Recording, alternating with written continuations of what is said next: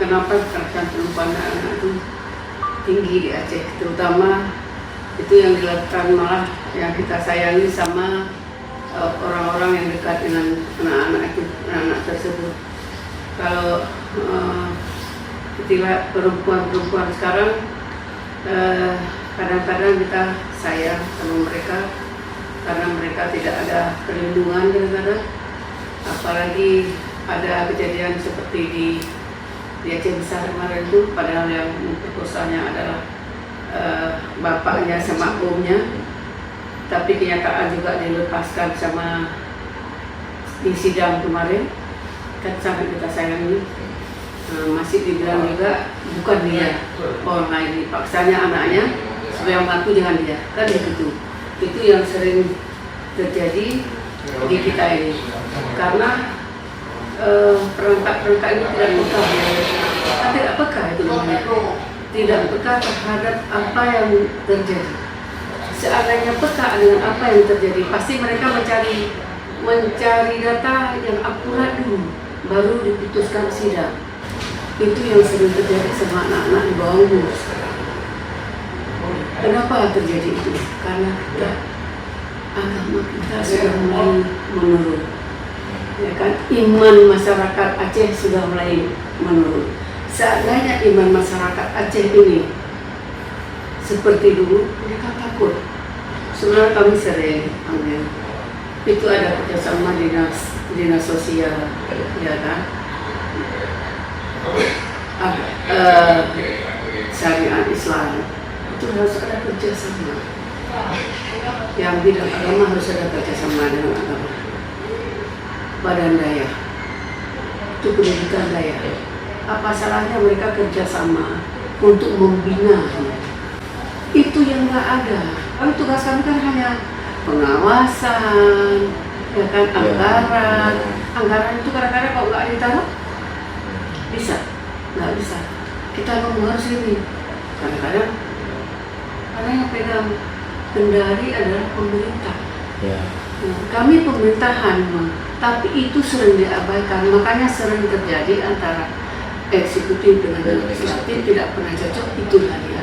Sebenarnya bukan kami yang menganggarkan, yang menganggarkan itu eksekutif. Kami hanya ini harus ada, tapi nanti mereka di sana, karena yang pegang itu semua kendali adalah eksekutif. Kami ngomong, itu buat, ini buat, tapi tidak pernah ada. Setelah kita periksa, makanya sering berantem. Dibilanglah, oh karena aspirasi nggak ada, itu alasan dulu eksekutif. Padahal aspirasi rakyat itu kewajiban ada di dalam undang-undang. Itu tugas kami. Kita lihat banyak kejadian, banyak kejadian. Kami selalu, apalagi saya di Komisi 1 sekarang sama Muda itu sering mulut kayak gini. Tapi kan tidak pernah dibulus, tidak ada dibulus.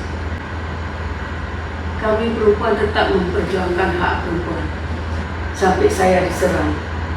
Tapi saya tetap untuk pendidikan daya harus ada di dana 5% paling sedikit. Saya bilang 10% sama dengan pendidikan umum. Bukan asal-asal. Seandainya saya dulu di Komisi 5 juga, karena itu ada dinas sosial di situ, saya juga sering bilang sama mereka, cobalah baik semua harus saling kerjasama. Dinas-dinas terkait harus saling bersinergi. Juga dalam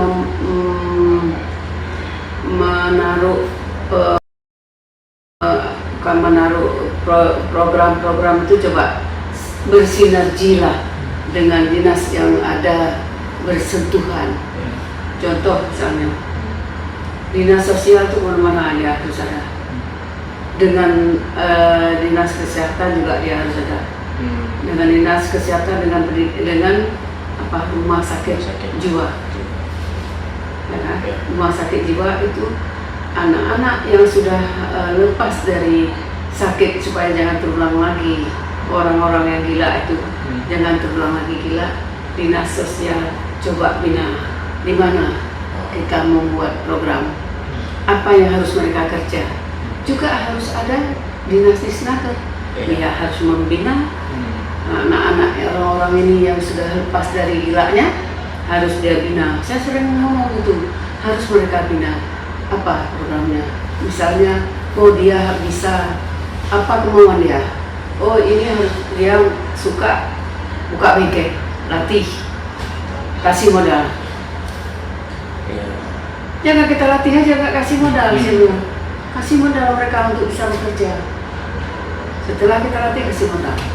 Coba itu dipikirkan, harus bersinergi, tapi itu tidak pernah ada. Itu sudah saya dari dulu Komisi 5 sudah saya bilang itu, dari Komisi 7 saya duduk juga, saya udah suruh itu harus ada tempat, itulah yang harus dibina sama dinas sosial. Itu kerja dinas sosial, bukan lagi dinas ini. Nanti masalah pendidikan agamanya itu dinas syariat Islam. Itu makanya saya bilang harus ada saling kerjasama. Itu sudah dari dulu kami suruh dengan perempuan, dinas perempuan itu juga sudah kami bilang. Mereka juga itu yang ngomong, tapi tidak pernah ada. Dari dulu dinas perempuan juga kita panggil dinas sosial. Iya aja. Cobalah bersinergi, tidak pernah ada. Itu saling bersinergi, dinas perempuan, badan perempuan ya, dinas sosial kalau untuk ibu, anak dan perempuan, ya, disnaker apa yang harus bisa dibina, itu harus. Terus syariat Islam, itu 4 harus ada untuk ibu anak, sinergi untuk perempuan dan anak harus ada itu. Harus ada wadah tempat penampungan.